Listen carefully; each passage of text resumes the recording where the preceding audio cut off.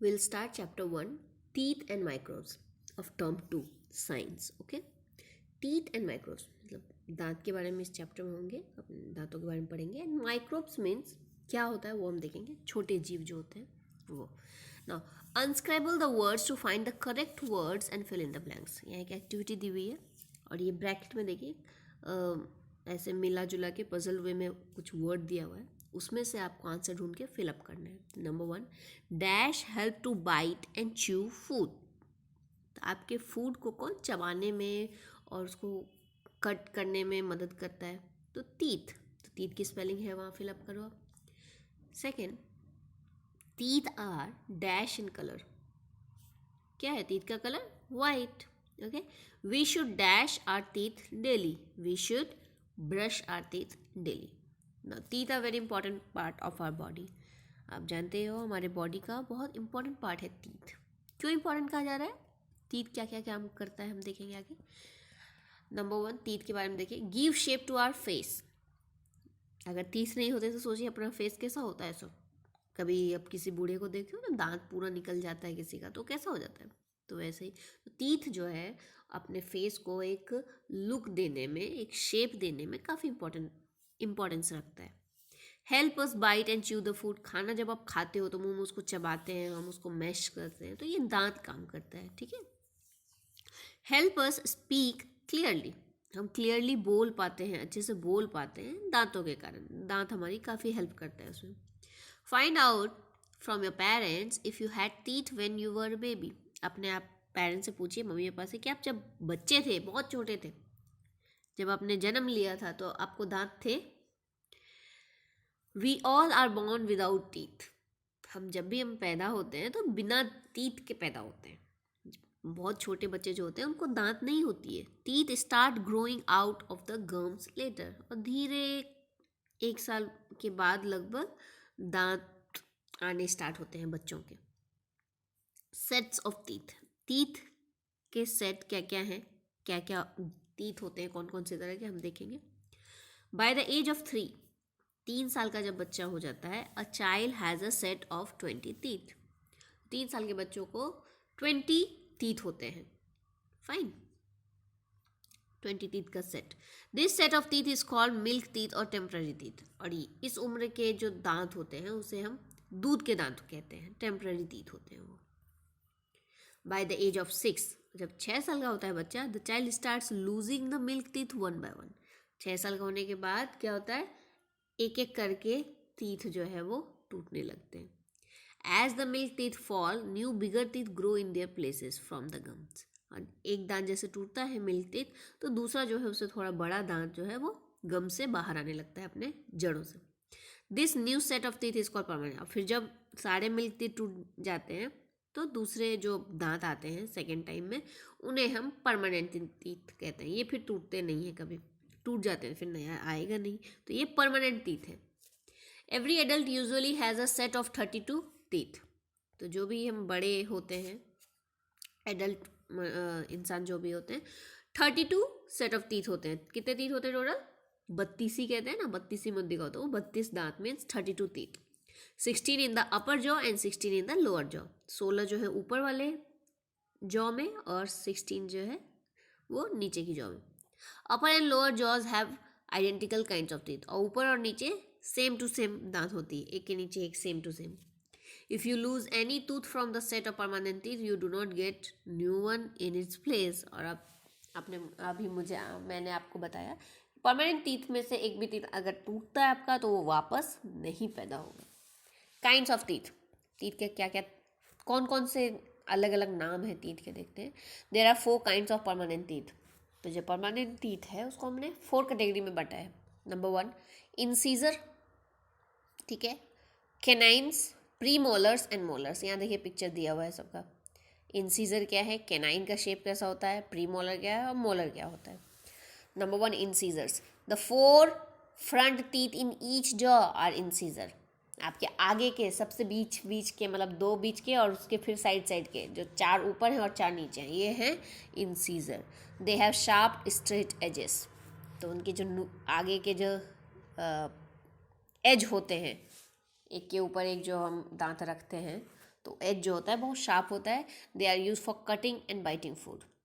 तो खाने को काटने में, बाइट करने में हेल्प करता है. They are also called cutting teeth. इन्हें हम कटिंग टीथ भी कहते हैं, इन सीजर्स को. सेकेंड है canines. There are 2 canines in each jaw. दोनों जॉ में, मीन्स अपर जॉ में और लोअर जॉ में 2 कैनाइन्स होते हैं. ठीक है. They are present on the either side of the incisors in each jaw. Incisors के दोनों साइड, दोनों ही जॉ में प्रेजेंट होते हैं. They are very sharp and pointed. काफ़ी शार्प होते हैं और पॉइंटेड होते हैं वो. They help to tear the food. और उसको, फूड को फाड़ने में, जब हम खाते हैं कुछ तो उसको फाड़ने में हेल्प करता है. For this reason they are called tearing teeth, और इन्हें हम टीयरिंग टीथ कहते हैं. They are sharper and bigger in flesh eating animal. और जो जानवर मांस खाते हैं उनके जो ये कैनाइन्स होते हैं ना, काफ़ी शार्प होते हैं. Premolars. There are 4 premolars in each jaw. दोनों ही जॉ में 4 प्रीमोलर्स होते हैं. ठीक है. They are next to canines. और कैनाइन्स के बाद प्रीमोलर्स होते हैं. They are broad and flat. चौड़े होते हैं और काफ़ी फ्लैट होते हैं. These teeth help us crack and crush the food like nuts. तो जैसे नट्स वगैरह हैं, कुछ कड़क चीज़ें हैं, तो उनको तोड़ने में ये हेल्प करता है premolars. They are also called cracking teeth, इसलिए इनको हम क्रैकिंग टीथ भी कहते हैं. Molars. There are 6 molars in each jaw. दोनों जॉ में 6 मोलर्स होते हैं. They are next to the premolars. और प्रीमोलर्स के बाद मोलर्स आते हैं. They are bigger and broader than premolar. Premolar की तरह होते हैं बट उससे चौड़े होते हैं और बड़े होते हैं. They help grind the food. और फूड को अच्छे से चबाने में, पीसने में ये मोलर्स काम करते हैं. They are also called grinding teeth, इसीलिए ग्राइंडिंग टीथ भी कहते हैं इसे. Okay. Cutting teeth, steering teeth, cracking teeth and grinding teeth. Now, premolars and molars are well developed in plant eating animals and help them chew and grind their food well. तो premolars और molars जो होता है plant eating animals में काफ़ी developed होता है, तो जो उनको च्यू करने में, उनको ग्राइंड करने में हेल्प करता है. ठीक है. यहाँ देखिए 3 set of teeth in jaw. एक जॉ में अपर या नीचे बोल सकते हो. तो किस तरह से दांतों का अरेंजमेंट है आप देख सकते हो. आगे के 4 जो है इंसीजर्स हैं, उनके बगल बगल कैनाइन्स. 2 होते हैं कैनाइन्स एक जॉ में, 2 दिए हुए हैं. फिर प्री मोलर्स जो है एक जॉ में 4 होते हैं, तो 2 इस साइड 2 उस साइड. मोलर्स जो होते हैं वो 6 होते हैं हर एक जॉ में, तो 3 इस side and 3 that side. Okay. Now ये एक्टिविटी आप खुद से करो. मिरर में देख के आपको खुद करने हैं, आपके दांत गिनने हैं आपको. Okay. Now parts of a tooth. अब यहाँ देखिए स्ट्रक्चर ऑफ टूथ, एक पिक्चर दिया हुआ है. तो टूथ का सबसे ऊपरी पार्ट जो वाइट वाइट अपने को दिखता है वो एनामेल है. इसका नाम क्या है? एनामेल. देन उसके जस्ट अंदर नीचे होता है डेंटाइन, जिसे कहते हैं. हमें दिखेगा नहीं, जस्ट एनामेल दिखता है हमें दांतों को. तो डेंटाइन है. डेंटाइन के नीचे नर्व्स होते हैं, नसें होती हैं. ठीक है. देन उसके अंदर पल्प, उसके अंदर के पार्ट को पल्प बोलेंगे, और वो मसूड़ों में जाके अड़ा हुआ रहता है. When we open our mouth and look in the mirror, we can see our teeth. ठीक है. अपने दांत देखने हो तो आप मिरर के पास जाओ, मुंह खोलो और दिखेगा.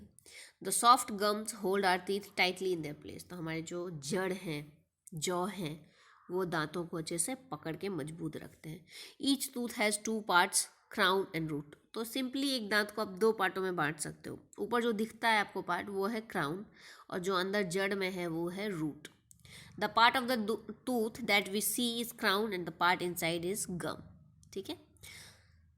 Is gum. Okay. Inside the gum is root. ऊपर का crown, नीचे का root.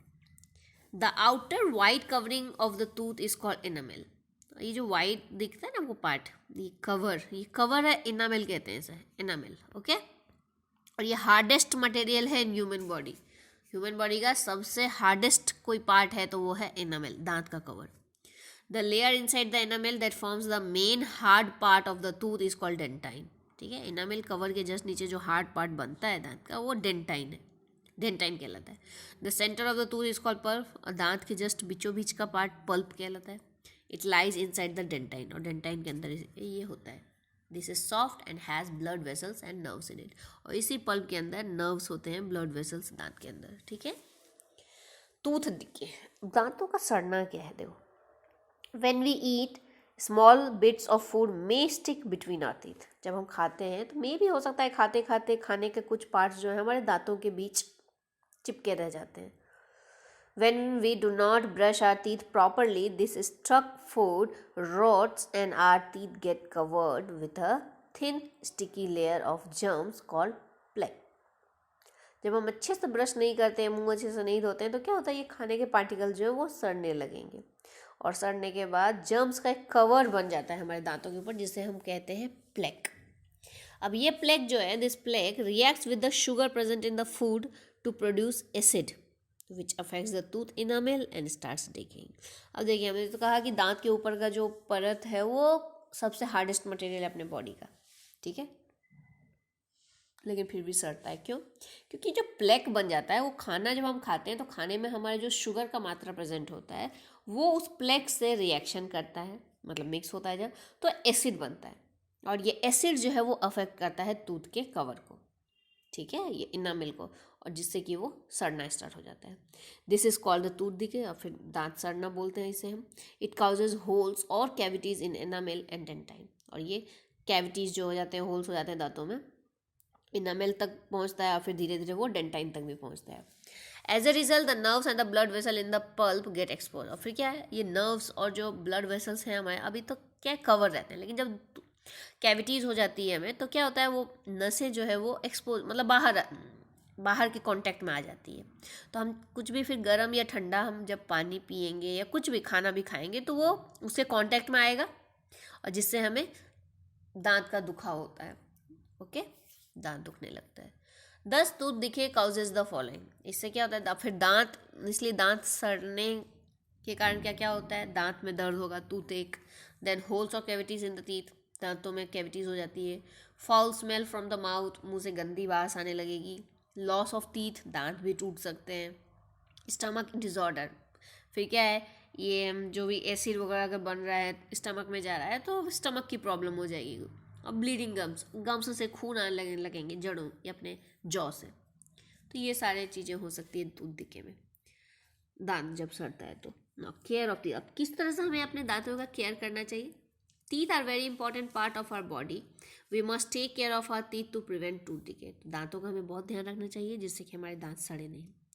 तो कैसे रखना चाहिए, we must brush our teeth at least twice a day, in the morning and at night before going to bed. 2 बार तो ज़रूर हमें दांतों में ब्रश करना चाहिए, सुबह उठने के बाद और रात में सोने के पहले। We should eat raw vegetables like carrots and fruits like apples, हमें कच्ची सब्जियां खानी चाहिए जैसे कि कैरेट्स हो गए, फ्रूट्स हो गए, एप्पल हो गए, ठीक है। They make our gums and teeth strong, इससे हमारे दांत और मसूड़ों के एक्सरसाइज होते हैं और ये स्ट्रॉन्ग बनते हैं। We should avoid eating too many sweets and chocolate, बहुत ज़्यादा मिठाई और चॉकलेट्स तो बिल्कुल ही नहीं खाना चाहिए, दांतों को बहुत नुकसान करते हैं क्योंकि दांतों में चिपके रह जाते हैं, फिर दांत जो है वो सड़ना स्टार्ट कर देता है। दे स्पॉइल आवर टीथ, दांत इससे खराब हो जाते हैं। We should rinse our mouth properly with water after every, जब भी हम खाना खाते हैं उसके बाद हमें मुंह में अच्छे से कुल्ला करना चाहिए पानी लेके, जिससे कि जो भी पार्ट कहीं भी चिपका हुआ हो मसूड़े में, दांत में, तो वो अच्छे से निकल के बाहर आ जाए।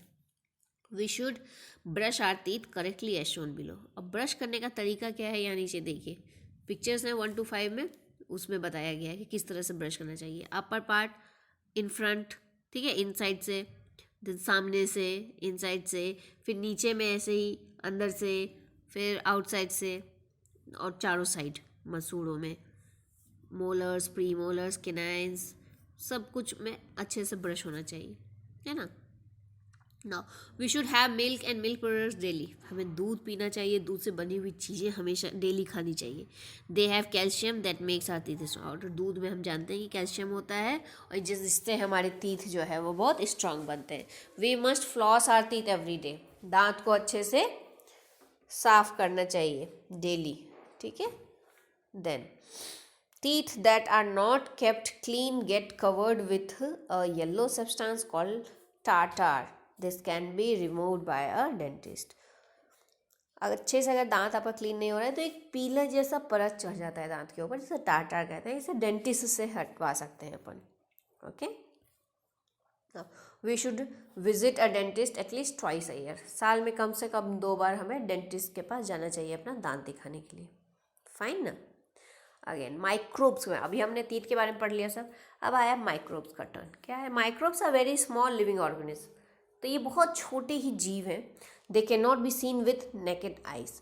ये हमें खुली आंखों से नहीं देख सकते हम, ऐसे ही नॉर्मल आंखों से। इसके लिए देखने के लिए एक अलग इक्विपमेंट होता है। They can be seen only through a microscope. इस इक्विपमेंट को माइक्रोस्कोप कहते हैं। तो ये हमें ओनली माइक्रोस्कोप से हम देख सकते हैं माइक्रोब्स को। Microbes are found everywhere. Microbe हर जगह पाया जाता है। हर जगह मीन्स हर जगह, ज़मीन पे, हवा में, पानी में, आप सांस ले रहे हो आपके रूम में भी है, हर जगह। They can be found in air, water, soil, food and also inside and outside the bodies of plants, animals and humans. यहाँ तक कि हमारे बॉडी के अंदर, बाहर, जानवरों के बॉडी में या बॉडी के बाहर, हर जगह, प्लांट्स में, प्लांट्स के बाहर, हर जगह माइक्रोब्स तो हर जगह ही होते हैं। Microbes grow rapidly when they get warmth, air, moisture and food. और माइक्रोब्स जो है बहुत जल्दी बढ़ोतरी करते हैं अपनी जनसंख्या में। जब उनको एक्सक्यूज मी, जब उनको उनकी टेम्परेचर, उनके अकॉर्डिंग टेम्परेचर, मतलब गर्माहट, फिर एयर, मॉइस्चर, नमी और उनका खाना इस तरह से मिलता है तो उनकी ग्रोथ बहुत जल्दी होती है। अब काइंड्स ऑफ माइक्रोब्स, माइक्रोब्स किस किस तरह के होते हैं देखते हैं। There are mainly 4 types of microbes. Generally जो है वो 4 भागों में हम बांटते हैं माइक्रोब्स को। Number 1 bacteria, second is virus, third is fungi and fourth is protozoa. Okay, ये चारों आपको याद रखते हैं माइक्रोब्स के name, bacteria, viruses, fungi and protozoa. देखिए यहाँ कुछ पिक्चर्स भी आपको दिए हुए। बैक्टीरिया जो है वो बहुत, उनका शेप अलग अलग तरह का होता है और एक ही सेल का बना हुआ होता है, वो सिंगल सेल का होता है बैक्टीरिया। और वो बहुत सारे शेप में, रॉड शेप में, स्फेरिकल है, कॉमा शेप्ड है, स्पाइरल है, कोई भी बहुत ज़्यादा शेप में, अलग अलग शेप में पाए जाते हैं बैक्टीरिया।